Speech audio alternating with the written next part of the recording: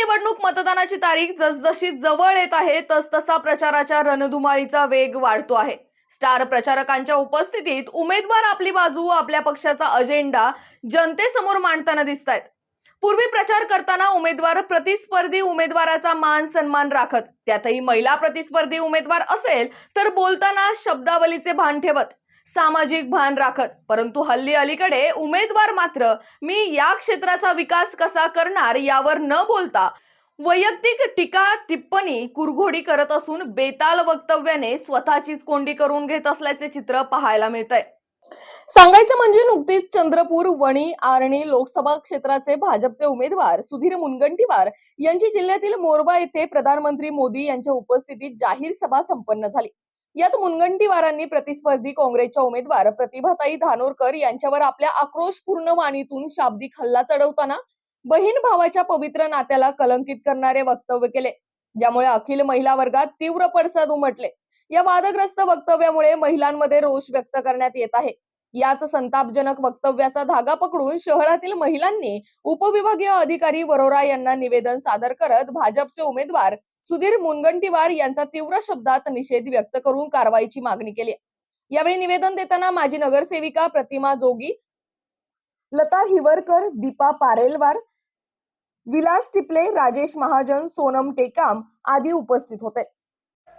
एका सख्या भावाला सख्या बहिणी सोबत कपडे उतरवून एका खाटेवर झोपवणारे हे काँग्रेसवाले देशाचे तुकडे तुकडे करण्याची भाषा करण्याची काँग्रेसवाले।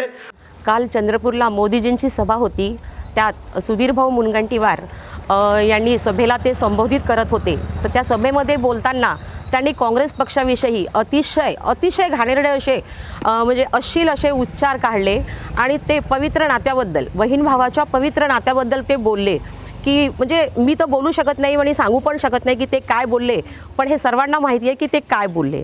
तर या शब्दांचा आम्ही सर्व महिला जाहीर निषेध करतो आणि आमच्या मॅडम प्रतिभाताई धानोरकर यांना सारखं ते म्हणजे कुठल्या ना कुठल्या याच्यातनं मागे खेचण्याचा प्रयत्न करतात, त्यांना डावलण्याचा प्रयत्न करतात आणि सीट मिळाल्यापासनं सारखे ते मॅडमच्या अगदी मागे लागलेले आहेत आणि मॅडमच्या अश्रूवर बोलतात, कधी कुठल्या विषयावर बोलतात। आणि मला तर आता त्यांच्या या वक्तव्यावरून असं वाटायला लागलेलं आहे की पराभवाच्या भीतीने त्यांचं मानसिक संतुलन हे बिघडलेलं आहे। मला पूर्णपणे अशी जाणीव झालेली आहे की ते पायाखालून जमीन त्यांची घसरलेली आहे आणि एका महिलेला ते घाबरत आहेत आणि त्यांचे हे जे उच्चार आहेत हे अतिशय घाणेरडे उच्चार ते बोलले काल। म्हणजे संस्कृतीला शोभणारे हे उच्चार नव्हते, कारण ते स्वतः 33 वर्षाचं त्यांचं राजकारण आहे। 33 वर्षाच्या राजकारणात ते आमदार झाले, 4 वेळा ते आमदार झाले, मंत्री झाले, वनमंत्री झाले आणि एक सुसंस्कृत माणूस अशा भाषेत बोलतो याचं आम्हाला नवल वाटते। अरे बोला ना, पक्षाची विरोध असतो, पण अशा पद्धतीचं बोलणं, तिथे महिलासुद्धा उपस्थित होत्या, त्या महिलांना काय वाटलं असेल? आणि स्वतः सुधीर भाऊंना का बहीण नसेल का? सुधीर भाऊला बहीण नसेल की काय बोलायचं बहीण भावाच्या नात्याबद्दल? इतकं घाणेरडे उच्चार आणि इतक्या उच्च पदावर गेलेला माणूस, अरे तो काय लायकीचा माणूस आहे का मग या पदासाठी? लोकसभा वनी आरणीसाठी ते खासदारकीसाठी लढत आहेत? नाही, बिलकुल नाही। आमच्या महिला याला निषेध करत आहे आणि त्यांना माफी मागावी लागेल आमच्या पक्षाला, राजीव गांधींना आणि आमच्या नेत्या सोनिया गांधींना त्यांना माफी मागावी लागेल। आणि आमच्या सर्व महिलांकडून आज आम्ही निवेदन दिलेलं आहे आणि निवडणूक आयोगाकडून आम्ही त्यांचा जाहीर निषेध करतो। आणि निषेध असो मुर्दाबाद मुर्दाबाद सुधीर मुनगंटीवार मुर्दाबाद मुर्दाबाद मुर्दाबाद सुधीर मुनगंटीवार मुर्दाबाद मुर्दाबाद मुर्दाबाद।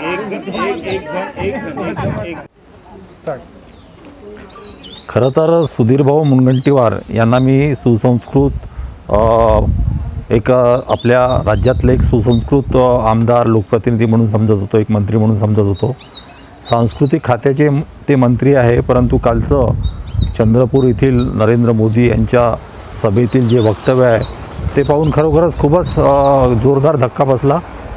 तो व्हिडिओ आपण पूर्ण पाहू शकत नाही। मी पहिले तो व्हिडिओ फेसबुकवर टाकायचा प्रयत्न केला, पण नंतर मी डिलीट केला, कारण एवढ्या अश्लाघ्य भाषेत सुधीर भाऊ बोलतील असं मला कधीच वाटलं नाही। खरोखरच सुधीर भाऊला नेमकं काय झालं आहे?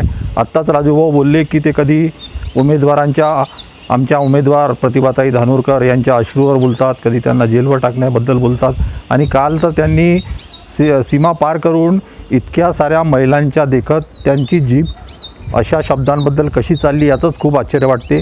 या घटनेचा जेवढा निषेध करावा तेवढा कमी आहे. मी सुधीर भाऊच्या या वक्तव्याचा तीव्र शब्द निषेध व्यक्त करतो. राष्ट्र सह्याद्री न्यूज साठी प्रतिनिधी हितेश राजनहिरे, वरोरा, चंद्रपूर.